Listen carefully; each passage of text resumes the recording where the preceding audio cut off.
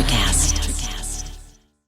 Cars say a lot about who we are. It represents freedom for a lot of people. This season on Drive, I'm going to talk to all sorts of different people. I looked at car names. Yes. And yes. I found all the car names that have science or astronomically it's inspired. Crazy. It's huge. It is. Yes, I happen to be CEO of Ford Motor Company. For me, it's all about cars, movement, and our mutual passion for things that get us around. This is Drive, and I'm Jim Farley. This episode is brought to you by Skinny Pop Popcorn. Perfectly popped, endlessly delicious. Oh, so light and crunchy. Skinny Pop Original Popcorn is the snack you've been searching for. Made with just 3 simple ingredients: popcorn kernels, sunflower oil, and salt. Snacking never felt or tasted so good. Perfectly popped, endlessly delicious. Give yourself permission to snack and pick up Skinny Pop Original Popcorn today. Hold on to your butts. We are changing the course of history as we see it. That is what Wesley demands. Now this affects Iris. Iris, where are you? What you feel only matters to you. I do not entertain hypotheticals. The world as it is vexing enough. Iris, I have a tip for you. Don't take drugs! Or whatever movies with Wesley and Iris. What up, and welcome to Or Whatever Movies. I'm your co-host, Iris. And I'm here with my older brother. Mac. You mean Wes Dupee? I don't even want to talk about it. It's crap. It's all crap. Are you being irascible? Yeah, Is no, that that's the Michael Jackson hitchhiker that he picked up with Tony Basil. I have no idea what you're talking about. Bobby and Ray were driving and they saw that car kind of crashed on the side of the road. Oh, yeah. It's like half up the hillside. Yeah, what about it? And they picked up the hitchhikers, Michael Jackson and Tony Basil. I remember the hitchhikers. I don't remember those being their names. Oh, Tony Basil as Terry Grouse. Right? And Michael Jackson. Yeah, it totally looked like Michael Jackson. She was saying everything is crap. Everything is crap. She was the Holden Caulfield in a movie about multiple Holden Caulfields. I'm having trouble tracking this conversation. Exactly. 5 Easy Pieces. 5 Easy Pieces from 1970, supposedly the film that kicked off the new Hollywood, or the Hollywood New Wave. The death knell of the 60s. No love, nowhere to go, nothing to do. Why are we talking 5 Easy Pieces? You were like, I just watched 5 Easy Pieces. And I was like, is it worth talking about? Should we talk about it? And so I convinced Kaylee Ray to watch it. And here we are talking about 5 Easy Pieces. Where did you find it? I had to rent it. You did? You paid? Didn't you see that Daily Mail link or whatever I sent you? Yeah, thank you. I don't watch YouTube streaming movies in 2 places. So is Jack Nicholson just so creepy that they just take him off the streaming services for October and Halloween? Jack Nicholson being all Jack on film, I think that's in his contract. He's got to have at least 3 Jack Nicholson moments. What were the 3 in 5 Easy Pieces? He has the Nicolas Cage freak out in the car, the meltdown. Oh, right. Yes, before he asks Rayette to come with him to Washington. Right. And then he has the yelling in the highway, barking at the dog. The dog that was in the back of the truck with the piano? Yep. And I'm sure there was another one. I'm just saying, like, he's like, okay, I'm going to be in this, but I got to be Jack, you know? There's always like the creepy smile that is somehow not mirroring the emotion of the other person. If there's a disturbing undercurrent to 5 Easy Pieces, it undoubtedly comes from Jack Nicholson's The Shining. And boy, if he is mirroring the creepy smile of someone else, it's your girl. Who, Karen Black? Karen Black. This is the only other movie I've seen with Karen Black. What's the main movie? Your favorite, Trilogy of Terror. Oh, with the Tahitian fetish doll? That's racist. She was Amelia. Where's the fetish doll from? Yeah, take one, Zuni. She's African. Take one look at her face and you'll be like, oh yeah. Oh yeah. You talked about how Dad tortured you with American Werewolf in London. Yep. Well, you tortured me with Amelia. I tortured you with no such thing. I didn't even torture you. You did. All I know you is... You totally did. You would make that noise and like come after me. Do you find Rayette de Pesto to be unsettling? No, but I knew it was Karen Black. I was like, oh my God, Karen Black. I've only ever seen her before in one thing. So she was distractingly weird looking to me the entire movie. Her makeup is strange and kind of mesmerizing in this movie. I don't know. I'm not really sure why her under eye eyeliner kind of strays from the lid line. But anyway, she has an amazing voice and she got a lot of praise for this role. Yeah, Oscar nominated role along with Jack Nicholson. New York Critics winner, all that. For that this year, Five Easy Pieces was the most nominated movie that didn't win anything. Kind of like Bobby, who doesn't win anything in life or whatever, but that's kind of not true. So from the start, not knowing anything about this movie, I was like, what are the 5 easy pieces? And we're like in the middle of mysteries and stuff right now. So by the time he bones Piano Lady, I was like, we had been watching this movie for 6 hours at that point. I was like, he has 2 more conquests. Because if the 5 easy pieces are women, then he's got 2 more to go and we're in for a long haul. So at what point did you figure out what the 5 easy pieces were? Afterwards, when I was doing my research, and it is the title of a piano book about 5 easy pieces that you can play for beginners. And by piano, you're referring to the piano, as they call it in, what was it, The Way of the Dog? The Way of the Gun? Or no, you're talking about, the Shadow of the Dog? The Curious Incident of the Dog in the Nighttime. No. The Power of the Dog. Come on. Power of the Dog? Yeah. Was that what it was? Uh-huh. Yes.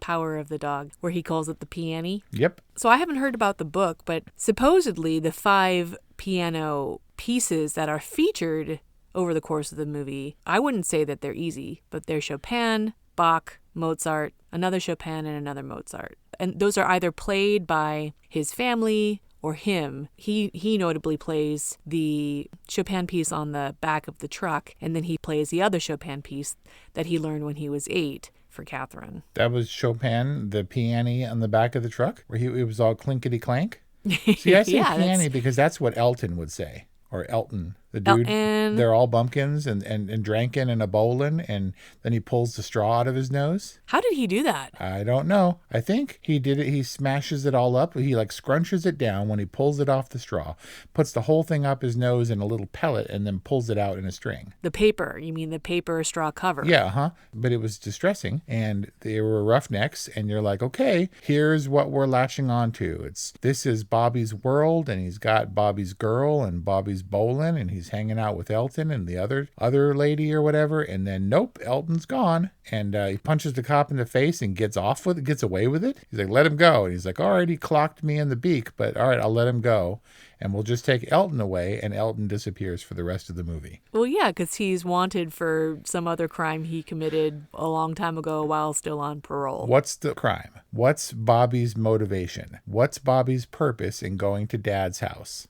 What are we doing? Oh, come on. Really? That's how you took this movie? Nothing. I thought you would really? No, I thought you'd be all wrapped up in the identity crisis, coming of ageness of 5 Easy Pieces. Rayette says, "You're the pathetic one, not me." And I was like, "Why? Don't know." Oh, he's so mean, disdainful, scornful of Rayette from the moment you see them, the two of them together, and she's all curled up on the sink for some reason. Oh, for sure. So the second you get a sense of their dynamic and his contempt for her, you're like, okay, well, this is not who we're rooting for. She's too sad and meek and helpless to be the heroine, I guess.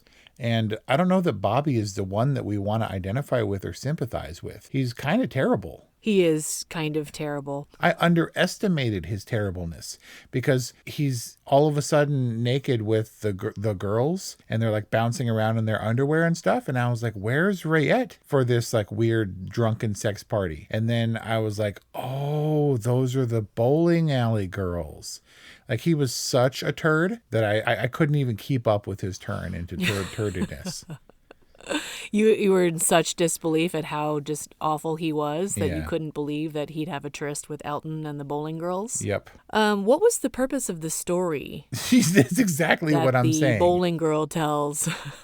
I was like, okay, why are we going to Dad's house or whatever? And he made that trip to go see his sister, Miss Dupuy, right? Instantaneously. Yeah. He was there. Partita? I don't know. I guess she was in LA. So I tracked the signs, and it said when they were going to Washington? No, well, the signs, the direction, I think it was Highway 43, and where that was going, I was like, he's in California in the oil fields, because I thought this was deep, deep Texas. But maybe I'm wrong, because once it transitioned away from the Roughnecks and the bowling and drinking, and Elton was nothing but Gene from Raising Arizona to me. He's like, it was, and then it became not that. And then I guess they were going through California. They picked up Michael Jackson and Tony Basil, and they said they were going to Alaska because Bobby and Rayette were headed to what looked like Seattle.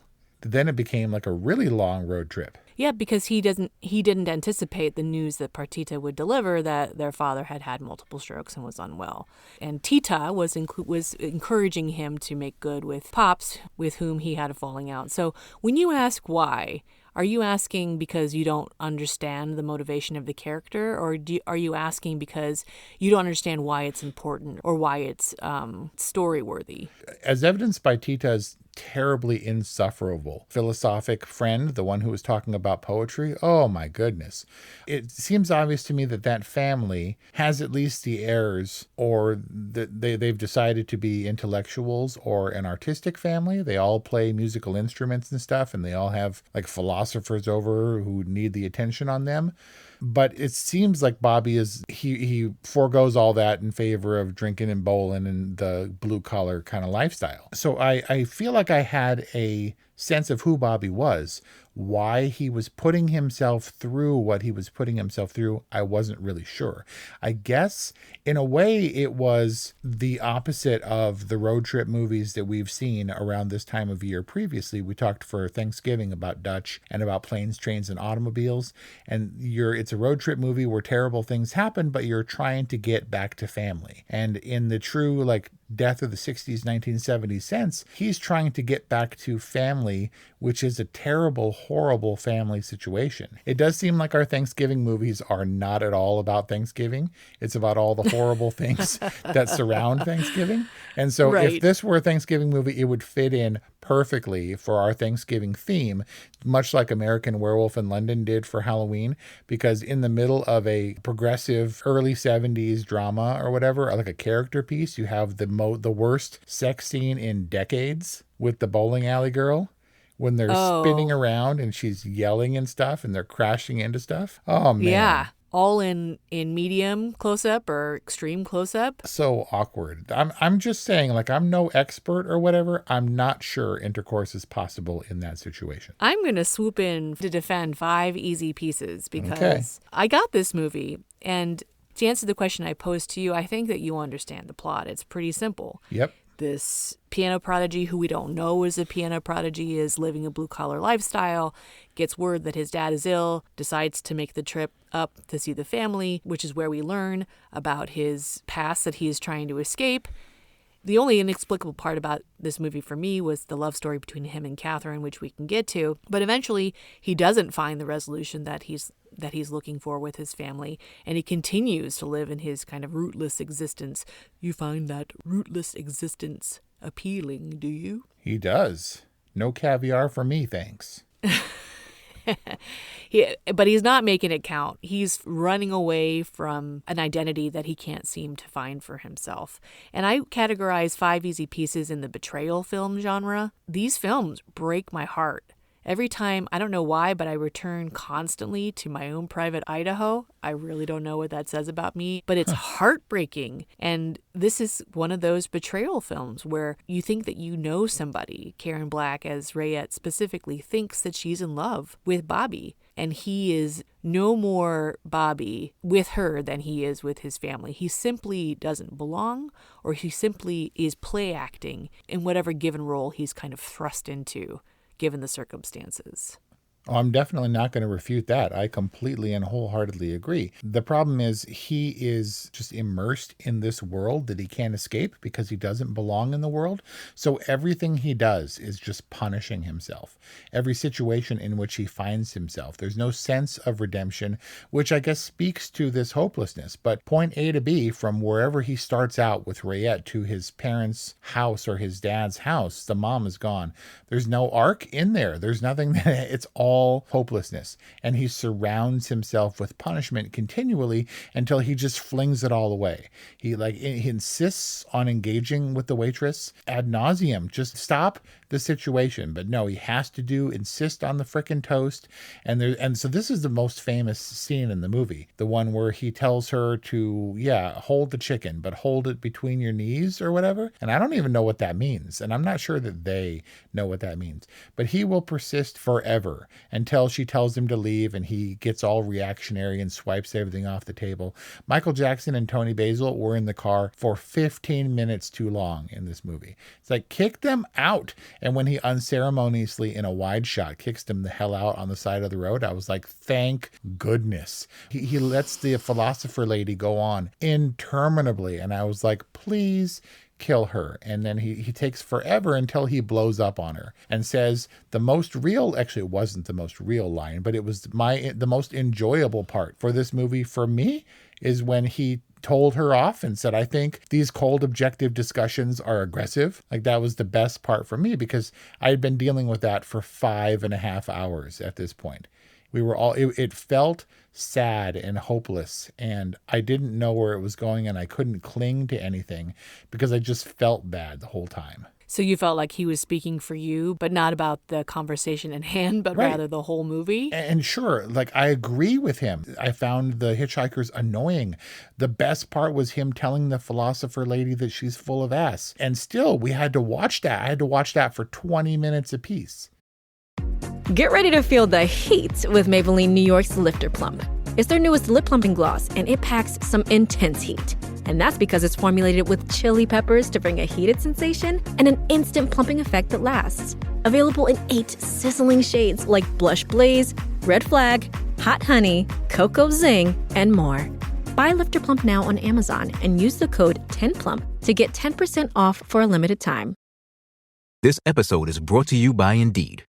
We're driven by the search for better, but when it comes to hiring, the best way to search for a candidate isn't to search at all. Don't search, match with Indeed. Use Indeed for scheduling, screening, and messaging so you can connect with candidates faster. Listeners of this show will get a $75 sponsored job credit to get your jobs more visibility at Indeed.com/auto. Terms and conditions apply. I thought that you were going to say that the best part for you was when he actually came to Rayette's defense. Because when it comes to the high horse, philosophical, supposedly erudite, annoying house guest and the uncouth girlfriend, why don't you take that sign off your tit and let's go have some fun? He's going to choose Rayette because even though she's uncouth, at least she's real. True enough, which I guess she was fortunate. She probably hung on to the steering wheel so he didn't kick her out on the side of the road along with the hitchhikers.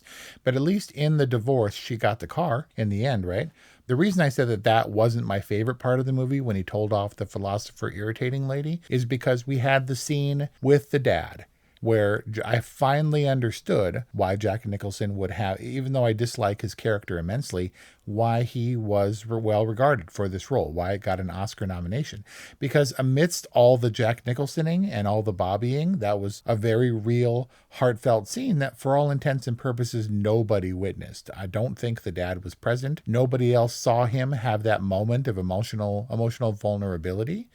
But I didn't know that was coming, and I was so annoyed by that point that I thought the only way that this movie can redeem himself is if he goes and pushes his dad into the Sound right now. Wheels him down the hill and just pushes him into the drink. Then I would have been like, okay, now this movie is getting somewhere. It didn't go that direction, but it was better when he had his little monologue. That moment with the dad was what sealed this as a tragedy for me, because that highly emotional scene was just devoid of catharsis, and it might have been more cathartic, right, if he had pushed him off the cliff, although that's very dark.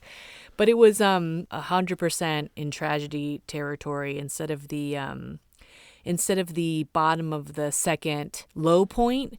This has a bottom of the second high point, where he thinks that he's in love with Catherine and he asks her to basically to run away with him. And like a true kind of, I guess, addict, for lack of a better term, he's the only moments where we see him like stabilized or semi-normal is like post-sex, or when I think there was a genuine moment when Rayette was singing and he like was enjoying her music. She's like, "You like it?" And he's like, "I love it." And I was like, wow, that was surprisingly genuine. When he and Catherine are bathing in the afterglow, he's like so happy and nice and normal and regulated. And then he just goes off the rails. But anyway, the success of this film is the filmmakers suggesting that there is hope where there really is none, and where Bobby will continue on his path of self-destruction, as illustrated by the final scene. Yep. He says the same thing to Wendy in The Shining. She's like, "Isn't it great? And don't you love it here?" And he's like, "I love it." About the Overlook. I mean, I do think that this is a counterculture movie from start to finish, because he could be the Easy Rider type counterculture dude who rejects society, and he does that, but he is also inexplicably a part of that society. He is the blue-collar everyman who speaks out against the pretentious nature and stuff. So is that her name, Catherine? That you're talking about the piano girl, right? Mm-hmm, yeah, Carl's fiance. Presume she's a fiance? Anyway, I didn't catch her name because she is the all the people he rails against, and it's in true form. He's just after her because she's attractive, and when she rejects him or dismisses him, or they have their little spat and breakup thing, isn't Rayette in the house for that affair? Rayette comes the day after, like when they have the morning together. That's when Rayette shows up. But when they have their little sort of heart to heart on the log or whatever, Rayette's in the house and is there for no other reason than to follow up or check up on Bobby or whatever. How did they get away? I don't know. But anyway, when they break up, when he and Catherine break up, she disappears completely because she is of zero use to him. Like every other character in this movie, once we're done with them, they're out of the picture, quite literally. And when he's done with Rayette, he's gone. Well, the difference is he doesn't dismiss Catherine. She, of her own volition, goes away, presumably to practice. That's her love that she won't ever leave, and Carl will suffice as a husband, and she wants to become a part of this musical family, which Bobby detests so vehemently. She leaves, whereas Bobby actively leaves Rayette. Yeah, which is dangerous, which may be the only way you can leave Karen Black. Because when she rolled up to Seattle, I was like, oh no, she's going to kill Catherine. She's going to open her mouth and smile, and she's going to have the trilogy of terror, Zuni fetish teeth, and she's going to kill that lady. I was pretty worried for a little bit. I don't find Rayette to be dumb. I find her to be very openly herself. Like she's neither smart enough or dumb enough to pretend that she's something that she's not. Rayette's very much herself.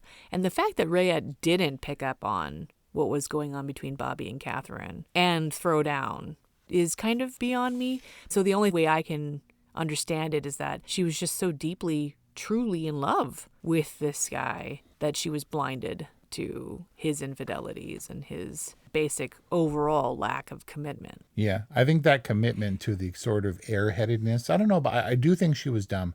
Karen Black did say that she told, Bob Rafelson, okay, when you say action, I'm just going to turn my brain off. And there was a lot of improv. It didn't stick very closely to the script, from what I understand. But they gave, clearly their personalities, with the possible exception of Karen Black, who shut it all down. Wow. Well, it was really effective in that performance. I think I must have some real abandonment issues, because when he gets into that truck at that gas station, yep, I was so upset. It probably is like triggering of like Punky Brewster trauma. The dad issues? Or no, that's Cherry Cherry's parents were dead. We've talked about this. You literally said the same thing the last time I brought this up. Punky Brewster is abandoned in a grocery store. That's her backstory. And then she goes into the orphanage, and then she's adopted by Henry. Wanamount? What's his name? Warnamont.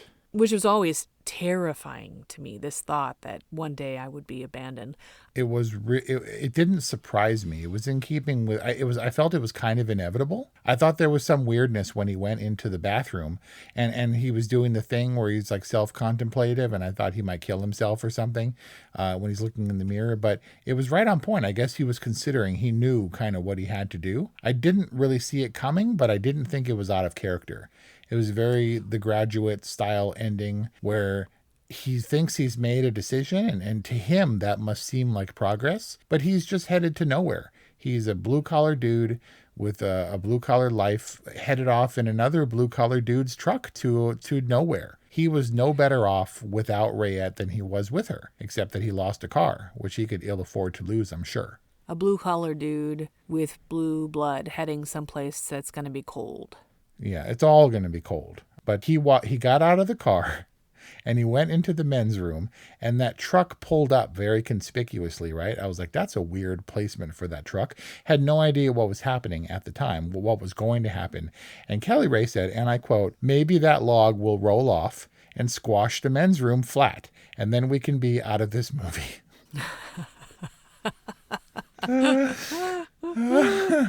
I was not feeling the emotion. I was like, something has got to happen, because he sneaks off, and his sister, who is sweet, but I also think there's something wrong with her, Mr. P, like she had some kind, that whole family in a Texas Chainsaw Massacre thing had issues, right? They were like on the musical verge of like genius and madness. There was something wrong with that, the whole family, right?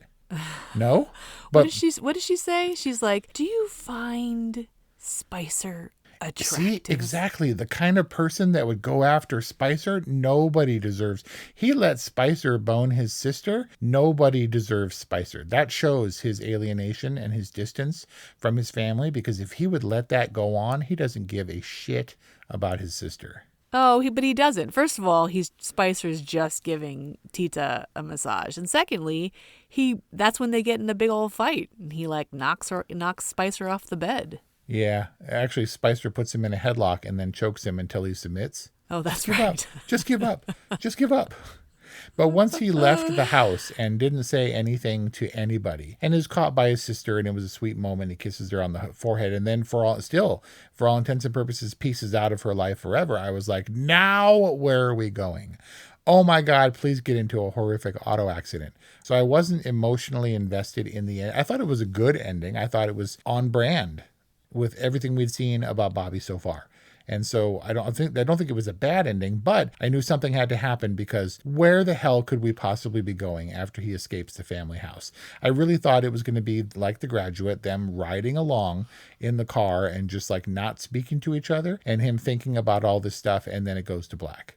So what I hear you saying is 5 Easy Pieces was a product of its time, the 70s, and that it may have had a certain meaning, some connection with an identity or a zeitgeist for the time, but that it no longer applies to 2023. Is that right? It's more that I'm not sure about its efficacy as a motion picture, because I feel like I'm missing something. The point, the emotional drive, identifying with these people, why he puts up with all the terrible people in this movie for so long, I missed a connection in a big way. It didn't resonate with me kind of whatsoever. And I attributed that in a way to its inability to be about something. I thought each conversation, each interaction and meeting with people or women was going to be meaningful, or this is going to be the one that turns his head. It's not Bowling Alley Girl, but maybe it's Catherine, and it's just not Catherine, because nobody is for Bobby. He is for nowhere. And I was just uncomfortable for, what was the runtime? It was like six and a half hours, something, right? An hour and 38 minutes. The filmmakers somehow do put us in Bobby's shoes. I feel like we see people through Bobby's eyes in this movie, and he sees or brings out the worst in people. And that's just one way to look at life. And so I get that it's unpleasant, but I think it's pretty effective. And maybe that's it. Maybe it was a subversive effect on me that I didn't realize. And I think that the hopelessness that I felt, where we all think that as part of the counterculture, we're in the right, I just didn't like anybody. And that made me feel sad. It's just like this movie was like traveling long distances to hang out with family, which is never going to be the way you expect it. There's always going to be some drama or some like, this is more awkward than not in a Coen Brothers kind of way, just not funny. Poor Rayette had all of this misplaced loyalty. They set her up perfectly by introducing her character listening to Stand By Your Man. It's a little bit of a metaphor for what it's like to be a family. The Dupuis seem to have this idyllic, albeit dysfunctional existence up on the Dupuis estate. They have this little musical enclave where in this room, you know, Carl's giving this lesson and Catherine's got to practice, and, you know, Tita splits her time between recording in LA and then playing ping pong with Spicer. And anyway, and when Bobby basically turns on his music, he then experiences an alienation that he never quite recovers from and will never kind of have another place in this world, which is why he will continue to live this rootless existence until he eventually expires. And it just bounced right off you. Yep. You know what I figure? I think Rayette to me feels like Thelma if she had stayed with Daryl. And your final rating is? The best I can do is a boring. This is a daylight fading movie, if ever I've seen one. Another Counting Crows movie. All Bobby wants to do is say goodbye to all his friends, goodbye to everyone he knows. And maybe it's for the best. A boring, really? I was like a capital B boring? It might have been the agitated blonde next to me for the entirety of this movie, but I also couldn't wait for it to end. It made me feel bad about myself and about life in general. And I love dour, dramatic movies. I love the heartbreaking movies. I was about to say, I thought you'd be all kinds of like Jesse James, like boner about this movie. Well, I'll definitely give 5 Easy Pieces a good. And that's our discussion on 5 Easy Pieces from 1970. And though I disagree with Wes's final rating, he does have some room to talk. You do have some room to talk, right? As co-host of this podcast, you betcha. Or whatevermovies at gmail.com, 818-835-0473. Let us know what you think about this movie. Wow, is it really 53 years on? We love to hear from you. We appreciate your support. Thank you for supporting us on Patreon. And most of all, thank you for listening here at Or Whatever Movies. We'll see you next time. Today is working for me. Do you believe that for yourself? Hey, I'm Pastor Julie, and I want to empower you through encouragement. Inviting you to my podcast, Big Truth Encouragement, where I unpack living a faith-filled life. I created my podcast for the ladies, but gentlemen, you'll gain something too. So I invite you to listen to Big Truth Encouragement on Electricast and any platform where you listen to your podcast. Electricast. Introducing the Deep Leadership Podcast. Leadership is a people business. That's the philosophy of your podcast host, John Rennie.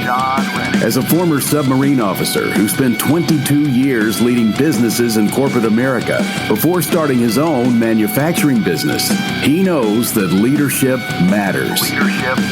Deep Leadership is real-world, actionable leadership advice from John and his expert guests. Become a leader worth following. Subscribe today. Electricast.